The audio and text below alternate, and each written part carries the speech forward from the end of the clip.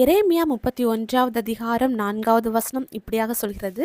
இஸ்ரவேல் என்னும் கன்னிகையே, மறுபடியும் உன்னை கட்டுவிப்பேன், நீ கட்டப்படுவாய். இதை கேட்டுட்டு இருக்க நீங்க உங்க வாழ்க்கையில இடிக்கப்பட்ட ஒரு சூழ்நிலையில இருந்துட்டு இருக்கலாம். உங்க குடும்ப வாழ்க்கை இடிக்கப்பட்டிருக்கலாம். உங்க கையின் பிரயாசங்கள் இடிக்கப்பட்டிருக்கலாம். இன்னும் உங்களுடைய ஆவிக்குரிய ஐக்கியம், இன்னும் ஆவிக்குரிய வாழ்க்கையில ஒரு இடிவுக்குள்ளாடி நீங்க இருக்கலாம். இப்படிப்பட்ட பல சூழ்நிலைகள்னால நீங்க சோர்ந்து போயிருக்கலாம். அப்படிப்பட்ட உங்களை பார்த்து தான் ஏசப்பா சொல்றாங்க, மறுபடியும் உன்னை கட்டுவிப்பேங்கிறாரு. அதாவது நீங்க பழைய நிலைமைக்கு திரும்ப போறீங்க. ஏசப்பா உங்க காரியத்துல கை வச்சா போதும். அவர் கை வச்சா உங்களுடைய நிலைமை பழைய நிலைமையை காட்டிலும் ஒரு ஆசீர்வாதமான நிலைமையில நீங்க இருக்க போறீங்க.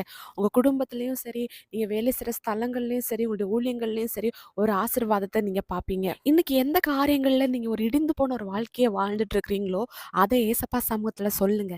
நீங்க சொல்லும்போது ஆண்டவர் உங்க வாழ்க்கையை திரும்ப கட்டுவிப்பார். அவரை விசுவாசிங்க, அற்புதங்கள் எதிர்பாருங்க. இயேசு கிறிஸ்துவின் நாமத்தில் ஆமென்.